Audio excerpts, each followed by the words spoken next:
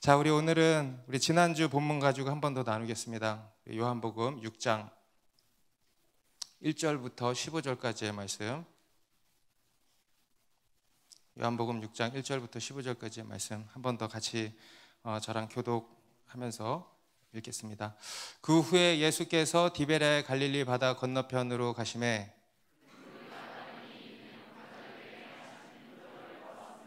예수께서 산에 오르사 제자들과 함께 거기 앉으시니 예수께서 눈을 들어 큰 무리가 자기에게로 오는 것을 보시고 빌립에게 이르시되 우리가 어디서 떡을 사서 이 사람들을 먹이겠느냐 하시니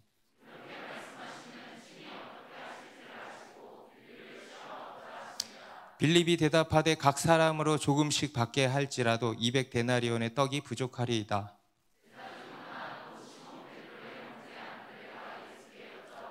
여기 한 아이가 있어 보리떡 5개와 물고기 2마리를 가지고 있나이다. 그러나 그것이 이 많은 사람에게 얼마나 되겠사옵나이까?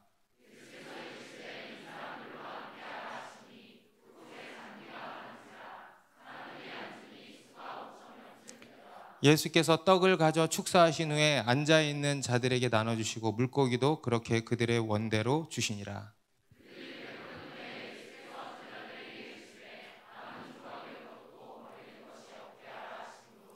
이에 거두니 보리떡 5개로 먹고 남은 조각이 12바구니에 찼더라.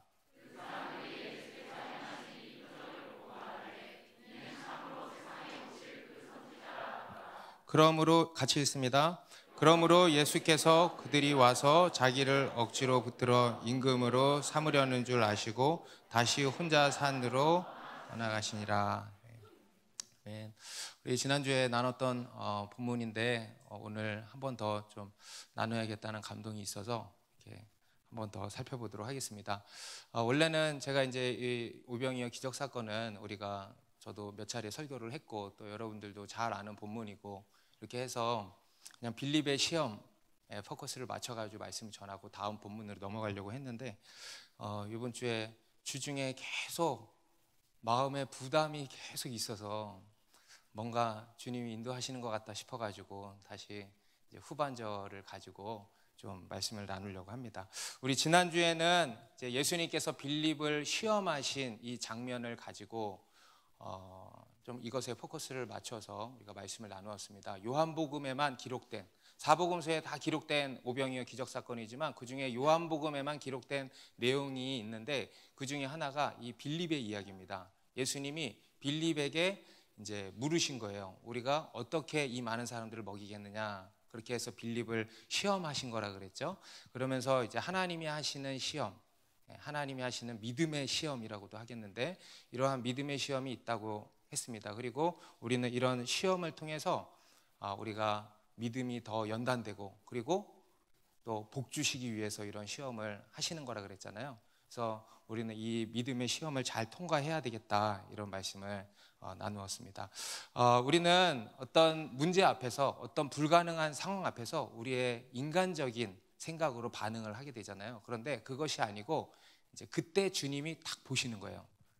얘가 믿음이 얼마나 자랐나, 이 앞에서 어떻게 반응하는가 이거를 보시는 겁니다. 그래서 그 앞에서 우리가 믿음으로 반응할 수 있어야 되겠습니다. 그래서 이렇게 믿음의 시험을 잘 통과하시기 바랍니다. 그리고 이제 오늘은 요한복음에만 기록된 오병이어 기적의 또 하나의 비하인드 스토리가 있습니다. 그에 대해서 이제 살펴보려고 합니다. 바로 이 오병이어의 출처가 밝혀지고 있습니다. 우리 앞에 마태, 마가, 누가복음에도요 오병이어가 다 나오거든요. 제자들에게 떡 5개와 물고기 2마리가 있습니다. 이게 다 나와요. 그런데 그게 어디서 났는지는 안 나옵니다. 그런데 그게 이 요한복음에 이제 언급이 돼 있다는 겁니다. 다름 아니고 한 아이에게서 난 것이라는 겁니다. 한 아이에게서. 우리 9절 다시 한번 읽습니다. 여기 한 아이가 있어 보리떡 5개와 물고기 2마리를 가지고 있나이다. 그러나 그것이 이 많은 사람에게 얼마나 되겠사옵나이까? 앞에서 예수님이 빌립에게 이거 어떻게 하면 좋겠니? 라고 물으시고 빌립이 계산기 따다다다닥 두들게 되니 예수님 2천만 원 있어야 돼. 2천만 원. 이렇게 얘기했다 그랬죠. 그때 예수님의 어떤 대답이 나오시는 게 아니고 그때 그 다음 절에 이 아이가 등장을 합니다. 시몬 베드로의 형제 안드레가 한 아이를 예수님께로 데리고 나온 거예요. 그리고 그 아이가 자신이 가지고 있던 보리떡 5개와 물고기 2마리를 예수님께 내어드린 겁니다. 앞에서 빌립은 계산기 따다다다 뚫려서 최소 2천만 원 있어야 돼요. 못해요. 예수님 그냥 빨리 더 해지기 전에 빨리 돌려보내서 사 먹고 오게 해주세요. 이렇게 이야기를 했는데 이 아이는 자신이 갖고 있던 보리떡 5개와 물고기 2마리를 예수님께 내어드린 겁니다. 어떤 사람은 이런 헛소리를 하는 사람들이 있더라고요. 아마 그 보리떡은 굉장히 큰 물고기는 아마 물고기가 아니고 고래였을 것이다, 이런 헛소리를 하는 사람들이 있는데 그런 거는 뭐 들을 필요도 없고, 물고기 2마리와 보리떡 5개는요 아주 작은 것을 의미합니다. 아주 작은, 아마도 그 아이의 도시락이었을 거예요. 아이의 도시락, 얼마나 저희 갈래비가 먹는 도시락 생각을 해봐요. 얼마나 작겠어요. 주먹밥, 이번에 우리 조이 캠프 때도 아이들 주먹밥 조그맣게, 그죠? 그래서 보리떡, 그 작은 보리떡 5개, 그리고 작은 물고기 2마리, 이것을 이제 예수님께 내어드린 겁니다. 그리고 예수님이 그것을 가지고 놀라운 기적을 행하셨다는 겁니다. 우리 10절에 보면 그 당시 모인 사람이요 5,000명이라고 여기 나오는데, 다른 복음서에 보면은 남자만 5,000명, 그리고 이 요한복음 3번역 성경에는요 남자만 5,000명이라고 번역이 되어 있습니다. 여기서는 생략이 되어 있는 거예요. 여자와 아이까지 합치면 최소 15,000명. 그 당시에는 애들도 많았을 거 아니에요. 그러니까 한 2만 명 정도로 봅니다. 그러니까 그 많은 사람들을 이 오병이어 가지고 먹이셨다는 거예요. 엄청난 기적이 일어난 거죠. 여러분 믿으십니까? 네. 여러분 상상이 되세요? 이 오병이어가 이게 지금 우리 수은 형제한테 물어봤어요. 이게 물리에서 뭐 어떤 법칙이 어긋나는 것이냐, 바로 질량 보존의 법칙이 어쩌고 해가지고 어긋나는 것이죠. 하더라고요. 여러분 말이 안 되는 일이 일어난 거예요. 빵이 그야말로 부풀어진 거잖아요. 물고기가 뭐 나아서 더 많아진 건지 부풀어진 건지 모르겠어요. 근데 하여튼 나눠줬는데 끝없이 나눠주고, 심지어는 어떻게 됐어요? 남은 조각을 다 거두라고 하는데 거뒀더니 12바구니가 된 거예요. 엄청난 기적이 일어난 겁니다. 우리가 상상은 안 되지만은 실제로 이런 기적이 일어난 줄로 믿습니다. 그래서 하나님께서는 오늘 이 요한복음의 본문을 통해서 단순히 기적만 기록하고 계신 것이 아니고요, 이 요한복음의 본문을 통해서는 한 아이의 오병이어라는 것을 기록하고 있습니다. 여러분 성경의 단어는요 하나도 허투루 기록된 것이 없습니다. 그 안에는요 다 의미가 있고 의도가 있고 메시지가 있는 거예요. 한 아이의 오병이어, 이것을 가지고 말씀하시려는 바가 있다는 거죠. 바로 뭐냐, 하나님께서는 이 오병이어 같은 우리의 인생 아니겠습니까? 이러한 오병이어 같은 우리의 인생을 쓰신다는 겁니다. 오병이어 같은 우리의 작은 인생을 통해서 하나님이 놀라운 기적을 행하신다는 겁니다. 그래서 우리로 하여금 하나님의 영광에 참여하고 하나님의 일에 참여하고, 하나님의 얼마나 큰 기쁨입니까? 기쁨에 참여하게 하신다는 거예요. 우리로 하여금 기적의 주인공이 되게 하신다는 겁니다. 여러분 제가 한 가지 여쭤보겠습니다. 예수님이요 이 오병이어가 없었다면 이러한 기적을 못 행하셨을까요? 아니죠. 예수님이 이러한 기적을 행하시는 데 있어서 이 오병이어가 꼭 필요하셨던 걸까요? 절대 그렇지 않죠. 만약에 이게 없었다면 다른 것으로도 하나님은 기적을 행하시고 이들을 먹이셨을 것입니다. 그런데 굳이 이 오병이어, 이 하나의 오병이어를 가지고 이 5,000명을 먹이셨다는 거예요. 놀라운 기적을 행하셨다는 겁니다.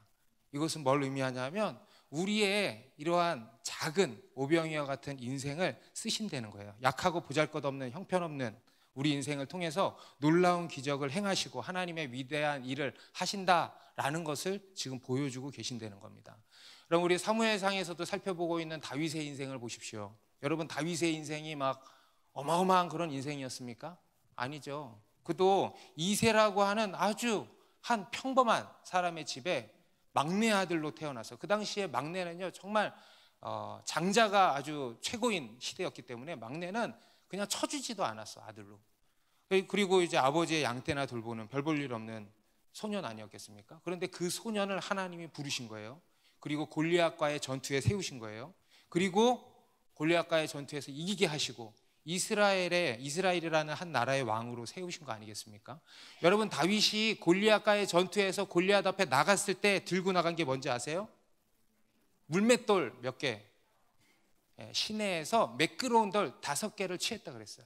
여러분, 마치 오병이어 같지 않습니까? 돌 5개, 떡 5개, 그렇죠? 오병이어 같은 다윗의 인생인 겁니다. 그런데 그 인생을 통해서요, 골리앗을 쓰러뜨려서 5천 명을 먹인 거예요. 놀라운 기적을 행하신 겁니다. 그 오병이어 같은 그 인생을 통해서 하나님이 놀라운 일을 행하셨다는 거예요. 다윗뿐이겠습니까, 여러분? 성경에 나오는 모든 하나님이 들어 쓰신 사람들의 인생이요, 다 그렇습니다. 아브라함부터 해서. 여러분, 아브라함 우상공장 아들 아니에요? 아무것도 아닌 사람이에요. 근데 오병이어 같은 사람이에요. 그 사람을 통해서 이스라엘이 나게 하시고, 야곱, 요셉, 뭐 이런 사람들 보세요. 뒤에 가서 총리가 됐지만 요셉도 어떻습니까? 정말 별 볼 일 없는 인생들 아니었겠습니까? 다 오병이어 같은 인생들이었단 말이에요. 그런데 이 인생을 들어서 기적을 행하시고 놀라운 하나님의 일들을 하신다는 겁니다. 신약의 예수님의 제자들도 보면은요, 다 12제자도 어떤 사람들이었습니까? 시골 출신의 어부들이었어요. 제일 좋은 직업이 어부야, 세리야. 그리고 직업을 모르는 제자들이 이제 대부분인데, 제가 볼 때는 상당수 무직이지 않았을까.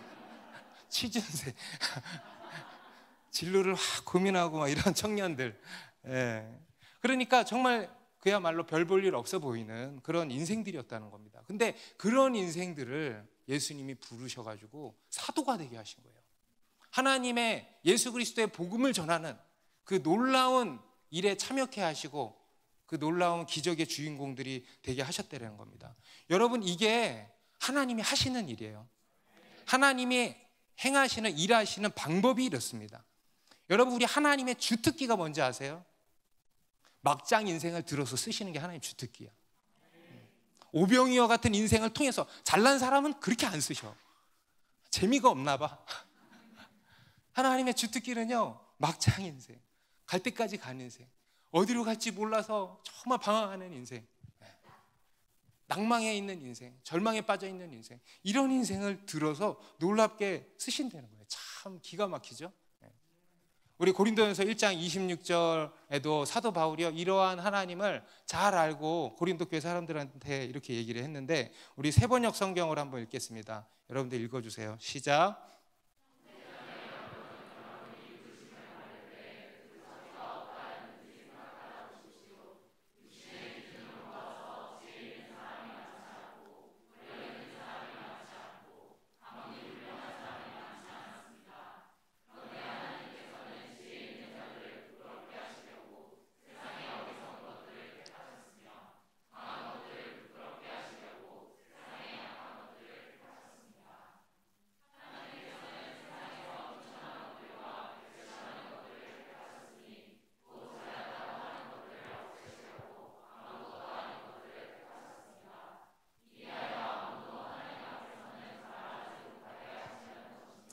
아멘.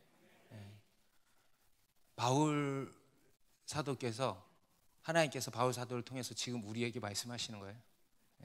다 우리가 그런 거 아니겠습니까? 여러분, 이게 하나님께서 하시는 일이에요. 보잘것없는, 정말 별 볼 일 없어 보이는 오병이어 같은 인생들을 들어서 쓰신다는 겁니다. 그래서 세상의 지혜 있는 자들을 부끄럽게 하시고 하나님 앞에서 아무도 자랑하지 못하게 하신다는 겁니다.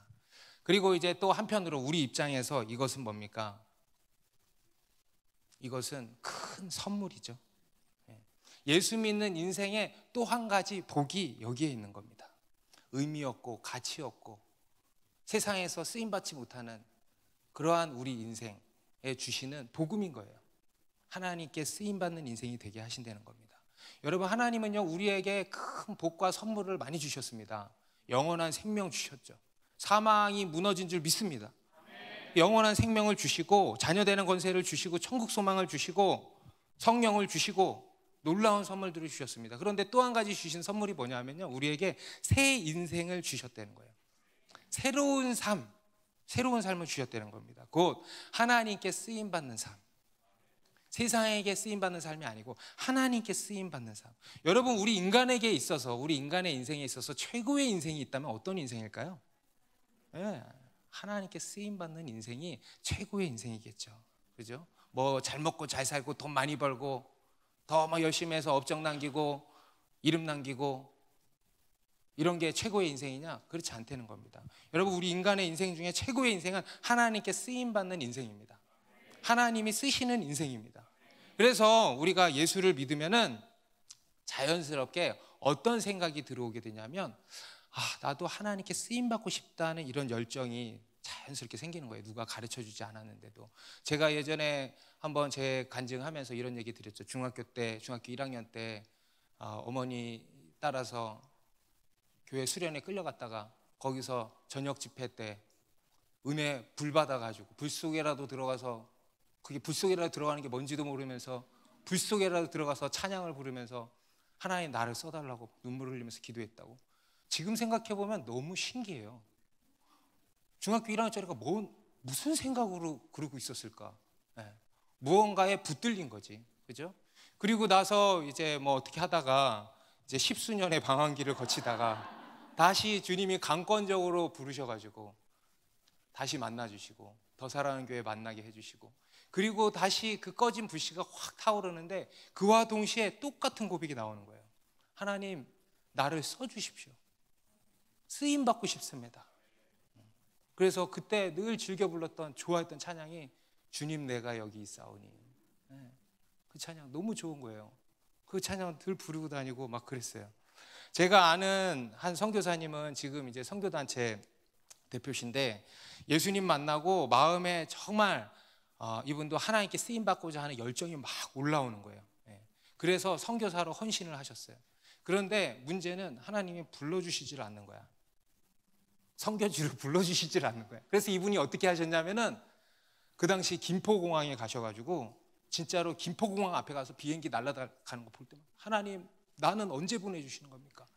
나도 선교지로 불러주십시오. 나도 좀 써주십시오. 기도했대. 그래서 진짜 하나님 불러주셔서 지금은 선교단체 대표가 되셨어. 그러니까 여러분, 이게 여러분, 우리 예수 믿는 사람 안에 그냥 본능처럼 올라오는 생각이에요. 여러분, 우리가 성령 받고 우리의 영이 깨어나잖아요. 그러면 하나님을 의식하게 되죠. 우리의 전인격이 하나님이 향하게 된다 그랬어요. 그래서 내 삶을 하나님께 막 드리고 싶어지는 거예요. 이상해지는 거예요. 하나님께 드리고 싶어지는 거예요. 그리고 드림에 있어서 너무 기쁜 거예요. 하나님께 쓰임 받고 싶은 거예요. 하나님, 나도 좀 써주십시오. 이런 기도가 터져 나온다는 겁니다. 지난 월요일에 저희 와이프가 저한테 갈래비 어린이집을 이제 보내고 오전에 극동방송에서 하는 찬양 콘서트를 하는데 같이 가자는 거예요. 오랜만에. 그래가지고 제가 월요일 오전 조금 쉬면 딱 좋을 것 같은데, 그래서 나 조금 쉬면 딱 좋을 것 같은데 그렇게 얘기를 했어요. 근데 그래? 그러는 거예요. 원래는 무조건 해서 끌려가야 되는데, 그래? 그러면서 나 혼자 갈게. 그래가지고 그래, 그럼 혼자 잘 다녀와. 그래서 교회 자매 한 명이랑 같이 갔다 온 거예요. 갔다 와서 은혜를 또 이빠이 받아가지고 너무 좋았다면서, 함석헌 씨 찬양 너무 좋았다면서, 그러면서 이제 우리 극동방송 이사장이신 김정한 목사님 얘기를 하는 거예요. 김정한 목사님 나오셔서 또 메시지 전해주시고 했나 봐요. 여러분, 김정한 목사님 잘 아시죠? 김정한 목사님 간증 들어보셨어요? 안 들어보셨어요? 그 재밌는 간증을? 저 옛날에 이제 한번 들었었는데 너무 재밌어. 그리고 말씀을 너무 잘하시잖아. 촥촥 감기게 너무 잘하시잖아. 그러니까 뭐 너무 재밌고 너무 은혜로운 거예요. 그러면서 이제 김정한 목사님 얘기를 막 이제 둘이 또 막 하게 됐어요. 정말 대단하다 막 이러면서. 하우스보이, 여러분 하우스보이 뭔지 모르시죠? 네. 하우스보이였는데 정말 그런 위대한 하나님의 종이 이제 되신 거거든요. 그래서 막 그런 얘기를 하다가 이제 저희 와이프가 주중에 궁금했는지 김정한 목사님 간증을 또 봤나 봐. 그러면서 또 얘기를 하는 거예요. 그래가지고 주중에 김정한 목사님 얘기를 좀 많이 했어요. 그래서 그런가 어제 설교 준비를 하려고 이렇게 말씀을 보는데 9절에 여기 한 아이가 있어 하는데 자꾸 하우스보이가 생각이 나는 거예요. 자꾸 이 김정한 목사님이 생각이 나는 거예요. 그래가지고 어제 설교하다 말고 와이프한테 이 링크 보내달라 그래서 한번 봤어. 사실 좀만 보려고 그랬거든. 근데 이게 그렇게 안 되더라고. 다 보게 된 거예요. 너무 재미나게 또 한번 너무 재미나게 보고 너무 은혜를 받았어요. 여러분 특히 초신자분들은 한 번씩 보시면 너무 좋을 것 같아. 우리 세례 걔는 안 볼 것 같아 그러신 분들은 짤이 있어. 극동방송에서 짤 영상을 만들었는데 그거 하나만 보면은요 다 보게 돼 있어요. 그래서 그거 하나만 5분짜리니까 하나만 봐 던지면 끝나. 그래서 아무튼 그렇게 쭉 봤어요. 우리 김정한 목사님이 1934년생이십니다. 아주 찢어지게 가난한 집에서. 얼마나 찢어지게 가난했냐면은 10남매 중에 막내로 태어나셨어요. 그래서 단칸방에서 사셨는데 형들한테 깔려서 죽을까봐 어머니가 이제 목사님을 구석탱이에 밀어붙이고 어머니가 이렇게 커버하고 이렇게 계속 주무신 거예요. 무슨 얘기인지 아시겠죠? 근데 하도 그러니까 머리가 찌그러지신 거야. 그래서 지금도 머리가 찌그러져 계시대요. 그 정도로 이제 찢어지게 가난한 집에서 태어나셨는데 그러다가 1950년에 무슨 일이 일어났습니까? 6.25 전쟁이 일어난 거예요. 난리가 난 거예요. 학교가 문 닫고 막 이제 난리가 난 거예요. 이제 막 피난길, 피난 행렬을 따라서 계속 여기 갔다 저기 갔다 피난 이제 하기 바쁘셨겠죠.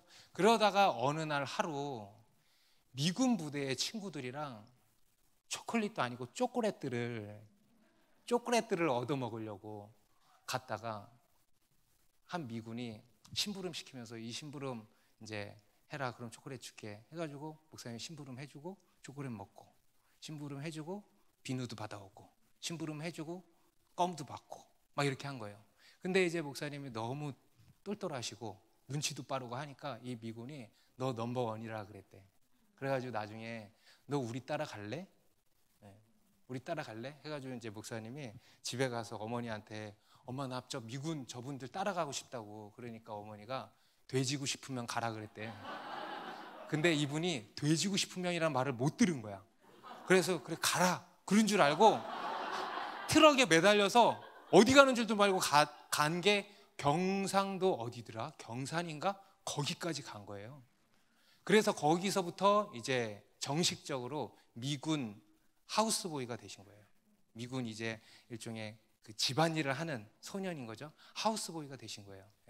그리고 그러다가 자세한 거는 여러분들이 보세요.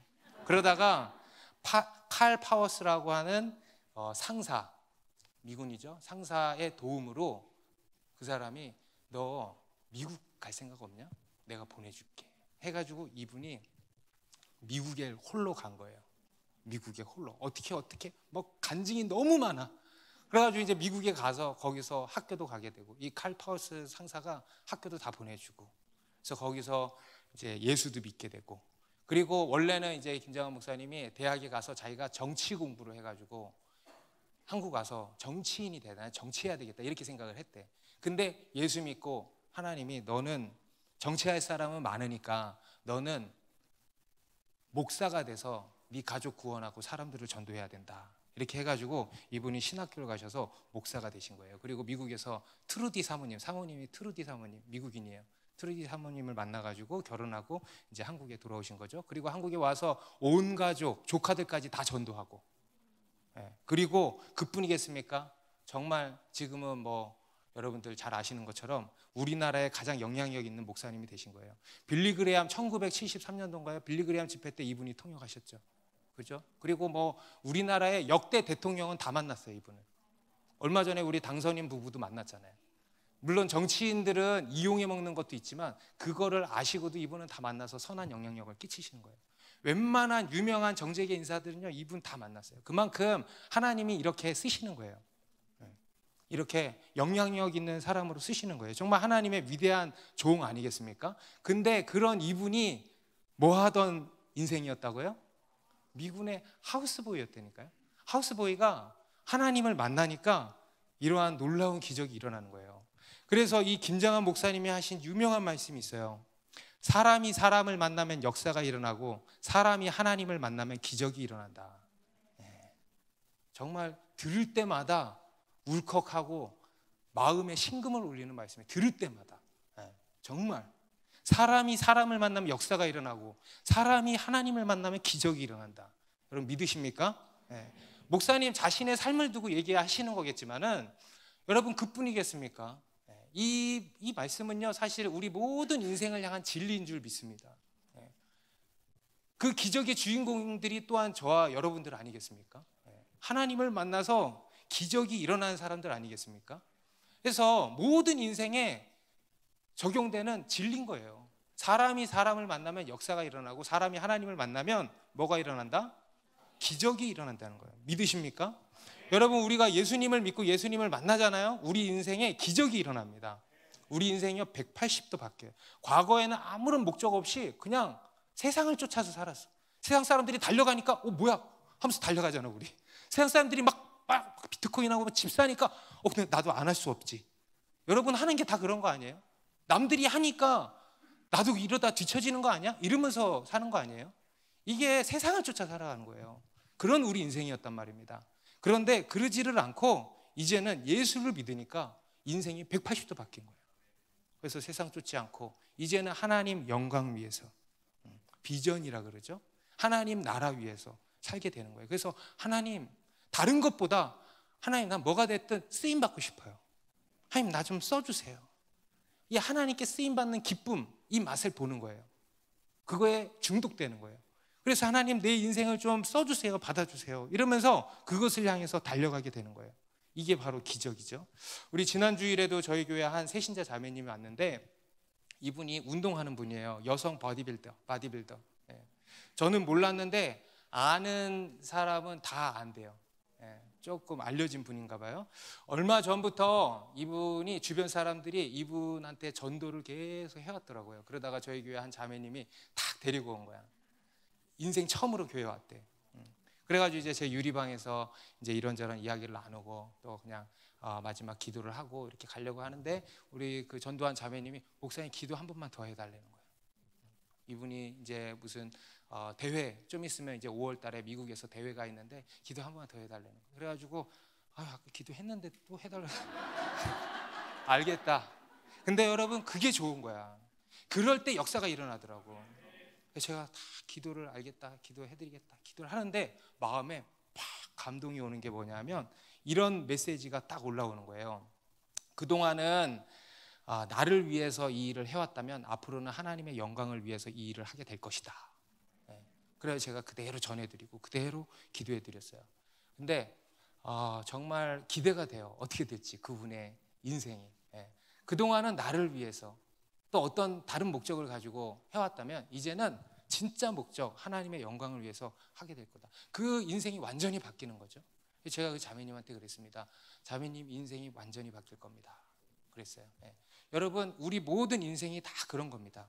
우리가 사람이 하나님을 만나면 기적이 일어나는 거예요. 인생이 180도 바뀌는 겁니다. 그래서 여러분 예수를 믿으시라는 겁니다. 여러분 지금 이 자리에 예수님 아직 안 믿으시는 분들, 오늘 교회 처음 오신 분들 계시다면 잘 들으시고 오늘 예수를 꼭 믿으세요. 우리 김장한 목사님이요 미국에 그냥 얼떨결에 갔는데 미국에 가니까 너무 후회를 하셨대.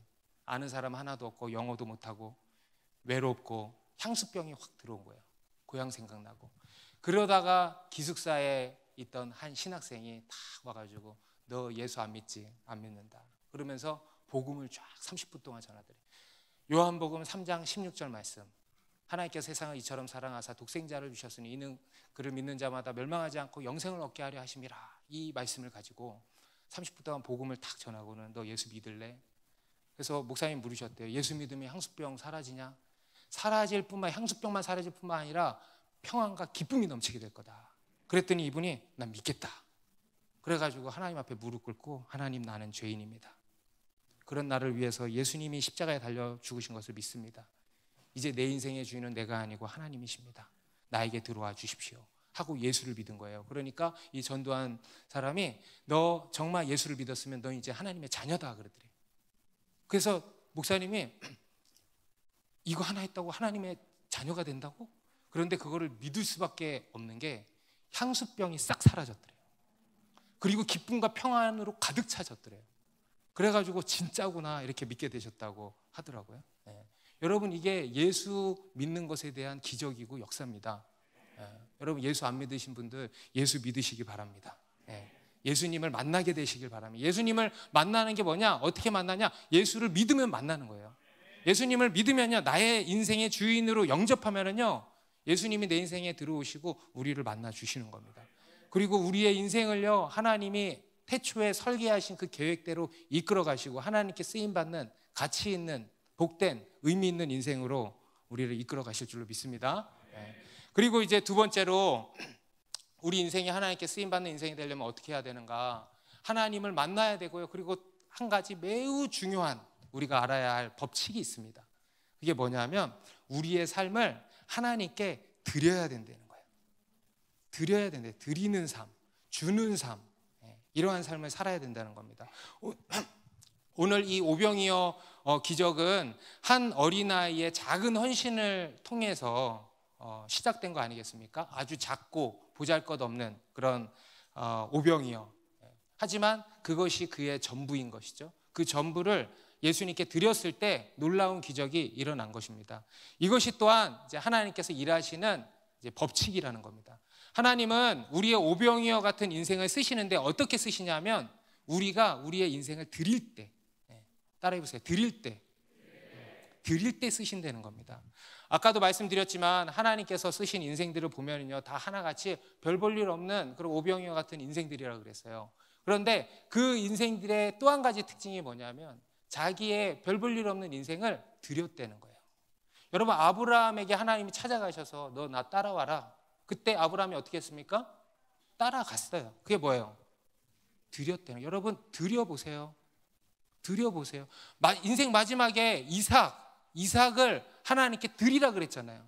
여러분, 이삭 자기 외아들을 독자를 하나님께 드리라 그랬어요. 근데 그 말씀에도 순종했어요. 드렸어요. 그러니까 기적이 일어난 거 아니겠습니까?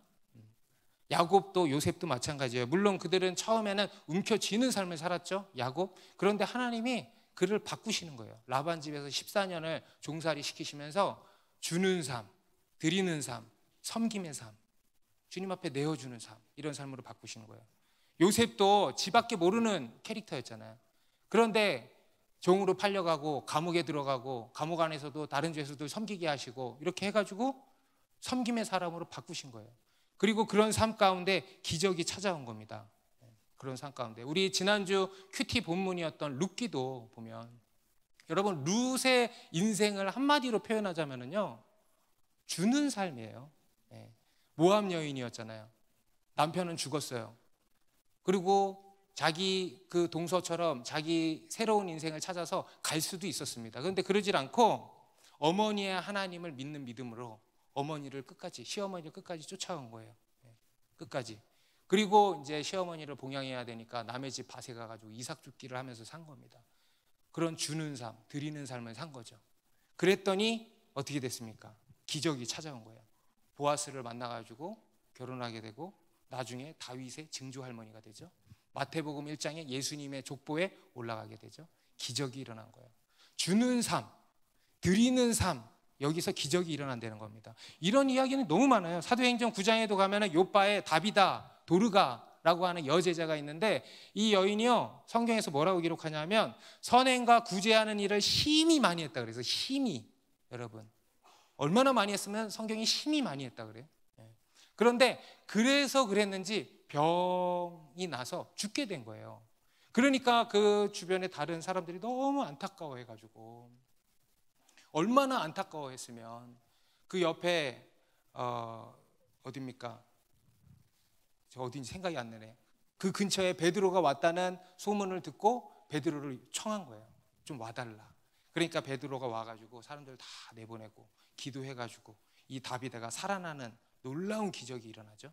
죽은 자가 살아난 기적이 일어난 거예요. 그런데 이 이야기에도 다비다의 선행과 구제가 이렇게 기록이 돼 있다는 것은요, 분명한 메시지가 있는 것입니다. 이런 주는 삶, 드리는 삶 가운데 하나님의 기적이 찾아온다는 겁니다. 여러분, 우리의 인생이 비록 오병이어 같은 별 볼 일 없어 보이는 작은 인생이지만 그것을 하나님께 내어드리면은요, 결코 작지 않습니다. 여러분의 인생이 작다고 느껴지십니까?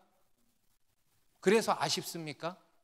그래서 불만입니까? 그럼 제가 방법을 알려드릴게요. 여러분의 인생을 하나님 손에 올려놔 드려 보세요. 그러면 최고의 것이 되는 겁니다. 여러분, 우리가 최선을 하나님께 올려드리면요, 하나님 손에서는 최고가 되는 줄로 믿습니다.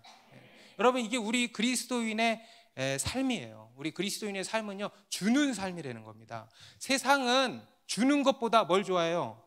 받는 걸 좋아하죠. 가지는 걸 원하죠. 움켜쥐려고 하죠. 내 거야, 이거 내 거야. 우리 갈래비가 계속 요새는 이제 내 거야, 내 거야, 안 놔. 이게 우리 죄인된 인간의 속성이고 이 세상의 특징이에요. 내 거야, 내 거. 아끼는 거예요. 계속 그토록 아껴. 이 세상의 특징입니다. 그런데 우리 그리스도인의 삶은요, 충만한 삶이기 때문에 이제는 주게 되는 거예요. 그래서 예수님도 우리에게 주라고 하시는 겁니다. 누가복음 6장 38절도 같이 읽습니다. 주라, 그리하면 너희에게 줄 것이니 곧 후히되어 누르고 흔들어 넘치도록 하여 너희에게 안겨주리라. 너희가 헤아리는 그 헤아림으로 너희도 헤아림을 도로 받을 것이니라. 뭐라고 하십니까? 주라 그런 거예요. 주라. 주라. 세상은 가져라, 뺏어와라, 더 받아라, 움켜줘라 이렇게 얘기하잖아요. 근데 성경은요, 말씀하는 거예요. 예수님은 말씀하는 거예요. 주라. 주라는 거예요. 주는 게 얻는 것이다. 주는 게 더 부유케 되는 것이다. 주는 게 더 복된 것이다. 오늘 본문에는 생략되어 나오질 않습니다만 우리 마태, 마가, 누가 공간복음에서는 이 오병이어 이 사건에 대해서 예수님의 이러한 말씀을 기록하고 있습니다. 마태복음 14장 16절에 보면은요, 너희가 먹을 것을 주라 그러시는 거예요. 우리 요한복음에는 안 나오잖아요. 너희가 먹을 것을 주라. 갈 것 없다. 너희가 먹을 것을 주라. 네? 네, 저 이것밖에 없는데요. 이거 주라고요. 그거 너희가 주라. 주라는 거예요. 주라는 거. 보리떡 5개 이거 우리 지금 먹기에도 지금 부족한데 이거 주라고요. 주라. 너희가 먹을 것을 주라 그러는 겁니다. 왜냐하면 거기에서 하나님의 기적이 시작되기 때문이라는 겁니다. 여러분, 우리 하나님께서는요, 우리의 믿음의 영향을 받으십니다. 그렇죠? 우리의 믿음의 영향을 받으세요. 이것은 다시 말하면 이렇게 표현할 수 있어요. 우리의 영적인 분위기에 영향을 받으신다. 특히 우리가 아끼잖아요. 움켜쥐잖아요. 딱 문 걸어 잠그잖아요. 그러면 주님이 역사하실 수 있을까 없을까? 있을까 없을까? 절대 없어요. 절대. 인색한 사람에게는요, 주님이 절대 역사할 수 없어요. 자기 거 아끼고 이거 내 거야. 내가 아껴야 돼. 내가 아껴야 돼. 남겨놔야 돼. 그리고는 자기 문 꽉꽉 들어 채우고 있는 사람에게는요, 주님이 들어가실 수 없고 주님이 역사하실 수 없는 겁니다. 그리고 반대로 주는 거. 여러분, 주는 게 주님께 문을 열어드리는 거예요. 주는 인생, 내어드리는 인생. 그 가운데 주님이 역사하시는 겁니다. 우리 열왕기상 17장에도 가면은요, 오늘 이야기와 비슷한 이야기가 나옵니다. 우리 이스라엘에 하나님께서 이제 저주를 내리셔가지고 3년 반 동안 비가 한 방울 안 와요. 그리고 이제 큰 기근이 찾아오죠. 그때 엘리야를 하나님께서 이제 먹이시는데 그리 시냇가에 데리고 가셔서 거기서 시냇물을 먹이시고 또 까마귀로 떡과 고기를 공급해 주셔가지고 먹이시고, 그러다가 그리 시냇가도 다 말라버려. 그러니까 이제 하나님이 너 사르밧에 있는 한 과부에게 가라. 내가 그에게 너에게 음식 주라고 명해놨다. 이렇게 말씀하시는 거예요. 그리고는 이제 엘리야가 그 사르밧에 가서 그 과부를 만나서 내게 음식을 가져와라 이렇게 얘기를 합니다. 그러니까 이 여인이, 과부가 뭐라 그러냐면, 지금 우리 집에는 나와 내 아들이 한 번 먹고 끝날 가루와 기름 몇 방울밖에 없습니다. 지금 이거 해먹고 우리도 죽으려 그럽니다. 그런데 이걸 가지고 떡을 만들어서 갖고 오라고요? 이렇게 묻는 거죠. 그러니까 이 엘리야가 그냥 잠만 말고 갖고 와라. 두려워하지 말고 갖고 와라. 그리고 나서 니네 해먹어라. 이렇게 얘기를 하는 거예요. 그런데 그때 여러분 왜 이렇게 얘기하시는 걸까요? 이게 영적인 법칙이기 때문에 그래요. 이거 마지막 남은 내 거. 여러분, 마지막 남으면 더 움켜쥐거든요, 사람이. 돈이 조금밖에 안 나면 더 움켜진단 말이에요. 이거 마지막 남은 건데 이건 절대 못 줘. 그리고는 움켜쥐고 아끼고 하잖아요. 그러면 주님이 들어가실 틈이 없고 역사하실 수가 없다는 겁니다. 그게 영적인 원리예요. 그래서 주님이 그렇게 명하시는 거예요. 근데 놀랍게 이 여인이 순종하죠. 믿음이에요, 믿음. 이게 믿음이에요. 준 거예요. 내어드린 거예요. 그랬더니 어떤 일이 일어나냐? 통의 가루와 병의 기름이 끊임없이 나왔어. 이 오병이어의 기적처럼 기근이 끝날 때까지 끊임없이 나와서 엘리야도 먹고 그 가족들도 다 먹을 수 있을 정도로 끊임없이 나온 거예요. 기적이 일어난 거죠. 여러분, 저는 그런 생각을 해봅니다. 오늘 이 수많은 2만 명 되는 수많은 사람들 중에 먹을 것이 이 아이에게만 있었을까? 떡 하나 없었을까? 그렇죠? 분명히 누군가에게는 이런 도시락이 있었을 거라고 저는 생각을 합니다. 근데 어떻게 한 거예요? 아낀 거야. 아낀 것도 아니고 아낀 거. 내 인생 아낀 거야. 그런데 이 아이는요, 아끼지 않고 예수님께 내어드린 겁니다. 그러니까 놀라운 기적이 일어난 거죠. 여러분, 오늘 제가 이 얘기를 하려고 주님이 이 본문을 더 하라고 하신 것 같아요. 여러분, 아끼지 마세요. 내 인생 아끼지 마세요. 우리 청년들 진로에 아주 관심이 많죠. 고민이 많죠. 그래서 기도하죠. 근데 잘 들어. 아끼지 마. 내 진로 아끼지 마.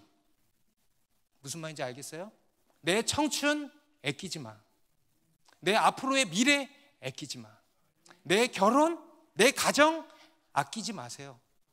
아끼지 마. 내 돈 아끼지 마세요. 여러분, 잘 들으세요. 아낀다고 아껴지는 거 아니에요. 장년분들, 내 남은 인생 아끼지 마세요. 제가 작년이 아니라서, 저는 아직 작년이 아니잖아요. 잘 모릅니다만, 그래도 저도 조금씩 신호가 와요, 건강에. 저는 무릎 아프다는 얘기를 별로 해본 적이 없거든요, 평소에. 근데 요즘에 맨날 무릎 아파. 그러니까 이게 아껴지더라고. 아껴지더라고.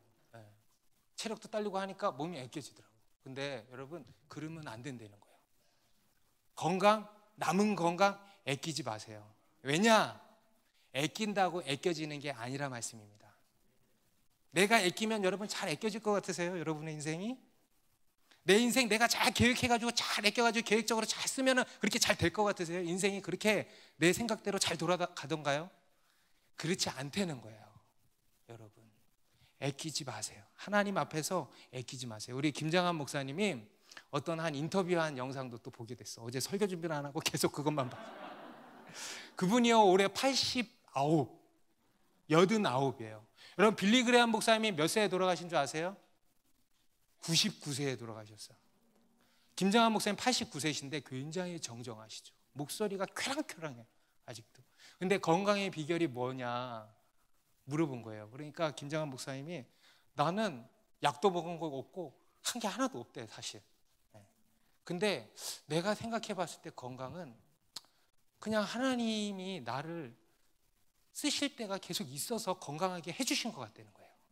여러분, 그게 정말 비결이야. 여러분, 우리가 하나님 앞에서 쓸모있는 사람이 된다 그러면요, 하나님이 살려주시고 건강하게 해주십니다. 근데 쓸모가 없다, 물론 이제 이 쓸모가 없다는 얘기는 나쁜 의미만이 아니고 우리가 사명을 다했다 그러면 이제 하나님이 데려가시죠. 여러분, 생명은 하나님께 있는 거 아니겠습니까? 모든 게 하나님께 있다는 거예요. 사명 따라 살고 하나님 나라 위해 살고 하나님께 쓰임받기를 원하는 삶을 살면은요, 하나님이 아껴주시고 하나님이 책임져 주시고 놀라운 오병이어의 기적들을 베풀어 주시는 줄로 믿습니다. 엄마 아빠들, 자녀 아끼지 마세요. 여러분의 자녀 잘 되길 원하십니까? 원하십니까? 그러면 제가 딱 하나만 말씀드릴게요. 요거 하나만 잘하면 돼. 아끼지 마. 내 아들, 내 딸 아끼지 마. 여러분이 아끼면 아낄수록 더 잘못될 거야. 아끼지 말고 하나님께 맡기시고 하나님께 드리세요. 오병이어 같은 내 자식들 하나님께 드리세요. 그러면은요, 하나님께서 책임지시고 하나님께서 역사하시는 겁니다. 우리 구약 성경에 에스더서에 나오는 에스더 왕비, 이스라엘이 다 죽게 생겼어요. 하만의 계략으로 인해서. 그 소식을 들었습니다. 모르드게가 찾아와 가지고 너 지금 왜 가만히 있냐? 네가 이때를 위해서 왕비가 된 줄 모르냐? 빨리 왕 앞에 나아가라. 그 당시에 왕비가요, 왕이 불러주지 않았는데 그냥 나아가는 것은요, 목숨 걸고 나아가야 돼요. 그야말로 목숨 걸고 나아가야 되는 거예요. 이 에스더가 오케이, 다 같이 3일 금식하고 내가 나아간다. 그래서 다 같이 3일 금식하고 나아갔어요. 그때 그렇게 얘기를 하죠. 내가 죽으면 죽으리이다.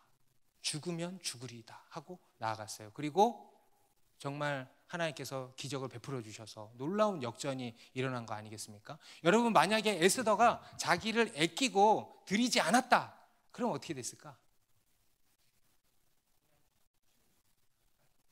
아마 하나님이 어떤 방식으로든 이스라엘은 구원하셨을 거야. 그죠? 그런데 에스더는 끝났을 거야. 그렇죠? 그런 거예요. 여러분, 다시 말씀드려요. 아끼지 마세요. 내 건강 아끼지 마세요. 내 거 아끼지 마세요. 내가 아끼고 있는 거 있다면 하나님 앞에 다 내려놓으세요. 아낀다고 해서 아껴지는 거 아닙니다. 하나님께 우리가 내어드리고 오병이와 같은 인생 우리가 내어드릴 때 하나님이 쓰시고 건강도 책임져 주시고 모든 것들을 다 더해 주시는 줄 믿습니다. 여러분, 하나님께서는요 우리의 삶을 쓰기를 원하십니다. 여러분, 하나님께 쓰임 받기를 원하십니까? 그게 우리의 로망인 거예요. 최고의 인생인 거예요. 하나님께서는요 우리 인생을 통해서 오병이어 기적을 베풀기를 원하십니다. 오늘날에도요 오병이어 같은 우리의 인생을 통해서 기적을 베푸시는 줄 믿습니다. 그러기 위해서 첫 번째로 주님을 만나야 돼. 다시 사람이 사람을 만나면 역사가 일어나고, 따라합시다. 사람이 하나님을 만나면 기적이 일어난다. 하나님을 만나셔야 돼. 아직 내가 하나님 못 만났다 하시는 분들은 오늘 이 시간에 예수를 꼭 믿으시기 바랍니다. 그리고 두 번째, 드리세요. 주는 삶을 사세요. 아끼지 마세요. 그러면 주님께서 우리 삶을 통해서 놀라운 기적을 행하실 줄로 믿습니다. 우리 삶이 잘 되고 의미 있고 가치 있고 행복한 삶을 살게 될 줄로 믿습니다. 기도하겠습니다.